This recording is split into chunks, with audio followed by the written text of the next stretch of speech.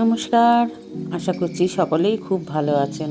নতুন একটা ভিডিওতে সকলকে অনেক অনেক স্বাগত জানিয়ে আজকের ব্লগটা আমি এখন থেকেই শুরু করছি।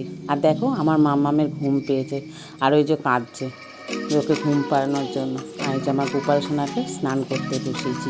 চলো গোপাল সোনার স্নানটা করিয়ে, ছোট্ট বাবার গোপাল সোনাকে স্নান করিয়ে গোপাল সোনাকে সাজুগুজু করে তারপরে যাবো রান্না করে। তো চলো আমার গোপাল সোনা ছোট্ট বাবাকে দেখিয়ে দিনটাকে শুরু করলাম। আর দেখো যে পুজো করতে বসেছি। আর আজকে দেখো এই যে ফুলটা এসে এই ফুলগুলো দিয়ে গেছিলো, সেটাই বলছিলাম আর কি বড়ো বড়ো গাঁদা ফুলগুলো দেখো। তো যাই হোক, আর ওই বাকি ফুলগুলো তো অনেক নিয়ে এসেছিলো বাজার থেকে।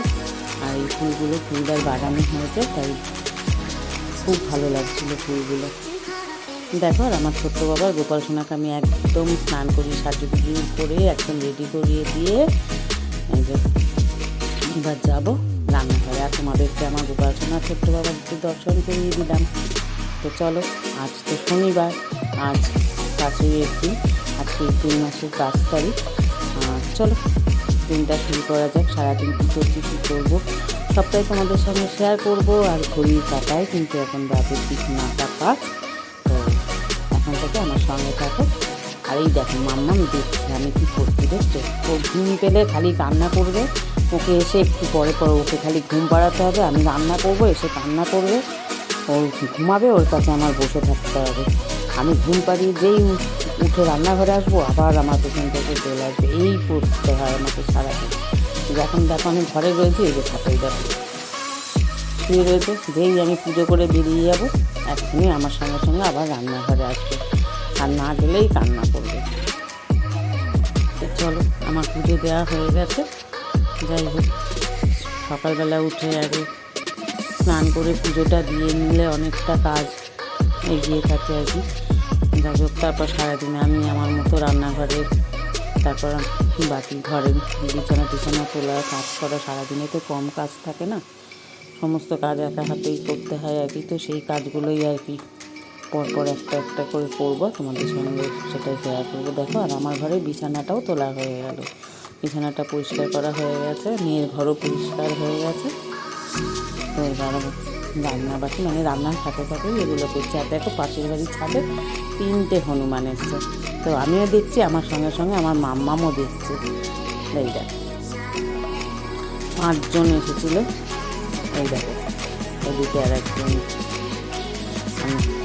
আর দেখো ফুলের মধ্যে আবার একটা ছোট বাচ্চাও আছে।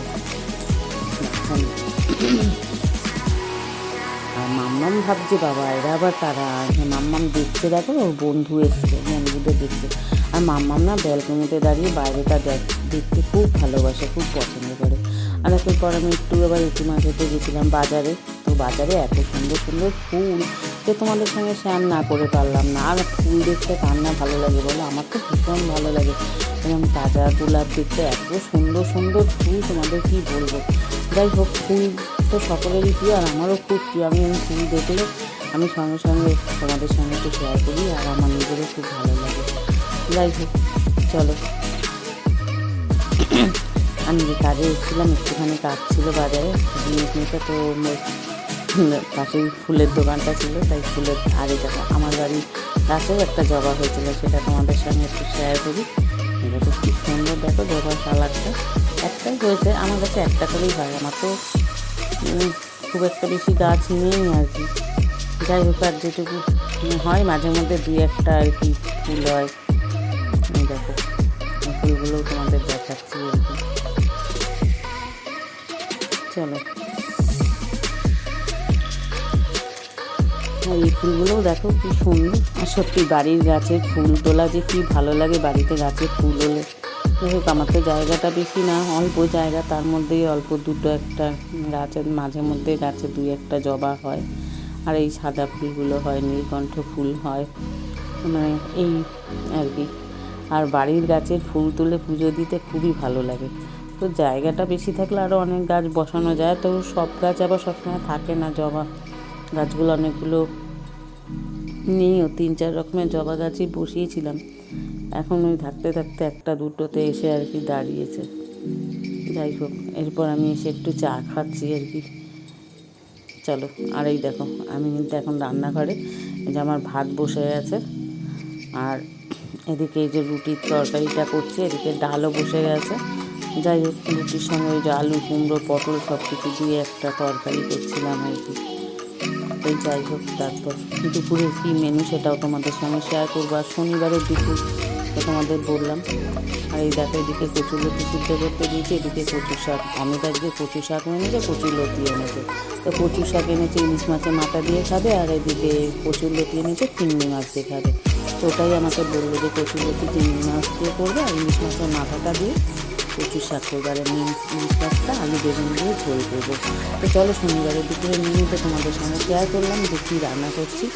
যাই হোক, এবার রান্নাগুলো আমার সবজি কেটে পরপর সমস্ত এরপর রেডি করে রান্নাটা ফটাফট ছেড়ে ফেলতে হবে।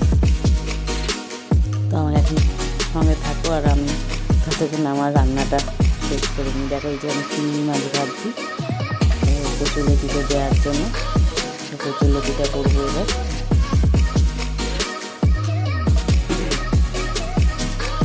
সারাদিন তো তার কাছে থেকে মামামের দুষ্টামিটা আছে, কচুরলতিটা ভাবছি। এই করে সারাদিনটা আমার বেশ চলে যায় মামামের দুষ্টামি নিয়ে। মামাম এমন দুষ্টামি করে যে দেখতেও ভালো লাগে। সারাদিন ওর পেছনে আমার ছুটে ছুটি একটা বেবিদের মতো আর কি। আর মামাম এত কিউট বেবি যে তোমার কি বলবো, সারাক্ষণ সারা বাড়ি ঘুরে বেড়ায়, সারাক্ষণ আমার সঙ্গে সঙ্গে থাকে, সারাক্ষণ বাড়ির বাইরে কোথাও ঘরের বাইরে কোথাও বেরোবে না, যত দুষ্টামি ঘরের মধ্যে। আর একটু পরে পরেই আসবে, আমাকে ডাকবে, ঘুম পেলেই কান্নাকাটি শুরু করে দেয়, ওকে আগে ঘুম পাড়াতে হবে, হয়তো ও ঘুমাবে, আমাকে বসে থাকতে হবে। যাই হোক, এরপর দেখো আমি ইলিশ মাছের মাথাগুলো ভাজছি, আর মাথাগুলো দিয়ে আমি কচু শাকটা করবো। আর মাথাগুলো না আমি ভাঙবো না, এরা মাছ টাছ রাখবে, যেহেতু মাথাটা ভাঙবো না, ঠিক কাটা কাটা হয়ে যাবে, খেতে অসুবিধা। ওই জন্য আমি মাছের মাথাগুলো ভাঙবো না আর কি, কারণ কাটা কাটা হয়ে গেলে আবার গলায় কাটা কাটা বাঁধলে আবার অসুবিধা, বেছে বেছে ওইভাবে খাওয়া যায় না। তার জন্য আমি মাথাগুলো ওরা মাছ টাছ করে রেখে দিই, যদি বাবাই এমনি খায় আর কি।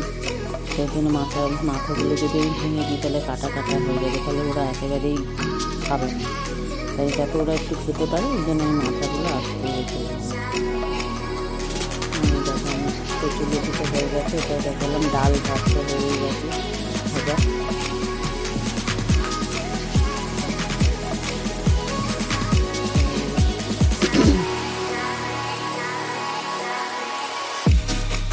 দেখো আমি মাছটা ভাজছি, ইলিশ মাছের ঝোলটা বসাবো।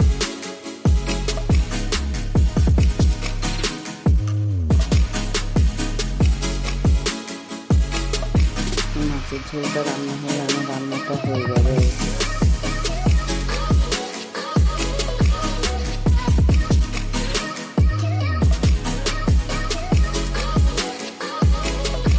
রান্নাটা শেষ করে দুপুরে খাওয়া দাওয়া সেরে তারপর চলো আবার সন্ধ্যাবেলা তোমাদের সঙ্গে আমার দেখা হবে। আর আজকে ভিডিওটা দেখে যদি ভালো লাগে কী করতে হবে, একটা লাইক কমেন্ট শেয়ার করে দিতে হবে। নতুন বন্ধু যারা আছে তারা সাবস্ক্রাইব করতে ভুলো না। তো সঙ্গে থাকো আর ভিডিওটা দেখতে থাকো। আর ভিডিওটা দেখে যদি ভালো লাগে একটা লাইক কমেন্ট শেয়ার করে দিও। আর নতুন বন্ধু যারা আছে তারা সাবস্ক্রাইব করতে ভুলো না। তো চলো, রান্না প্রায় শেষের দিকেই দেখো, কচু শাকটাও হয়ে গেছে। ওই যে মাছের ঝোলটা বসিয়ে দিলাম। মাছের ঝোলটা হয়ে গেলে দুপুরে খাওয়া দাওয়া। আচ্ছা, খাওয়া দাওয়ার পরে দেখো একটু বেরিয়েছি, আমার বাড়ির খুব কাছে। আর দেখো যে রাস্তার ধারে বকগুলো ঘুরে বেড়াচ্ছে, কী সুন্দর দেখো। এই দেখো, এখানে একটা বক, ওই পাশে একটা বক। দেখো, এই দেখো, আমি আর দেখে দাঁড়িয়ে গেলাম। এই দেখো, এই দেখো, এই বকটা আবার এই দেখো, এদিকে আর একটা বক। এই দেখো, দেখেছো? চলো, আজ তোমাদের আমি আর একটা জায়গায় যাব। তো আজ তোমাদের কিছু নতুন নতুন পাখি দেখাবো। তো চলো, ওই পাখির দোকানে গিয়ে তোমাদের সুন্দর সুন্দর পাখি দেখাবো। আর এই পাখি দেখাতে দেখাতেই আজকের ব্লগটা আমি শেষ করব। তো দেখো, এই দোকানে নানান রকমের পাখি দেখলেই তোমার মনটা ভালো হয়ে যাবে। এত সুন্দর সুন্দর পাখি না, তোমাদেরকে কি বলবো। কারো যদি মন খারাপ থাকে, এই দোকানটায় আসলে নানান রকমের পাখি দেখলে না মনটা ভালো হয়ে যাবে। আর এই দেখো, কি সুন্দর সুন্দর খরগোশগুলো, আর আমাকে দেখে এই খরগোশটা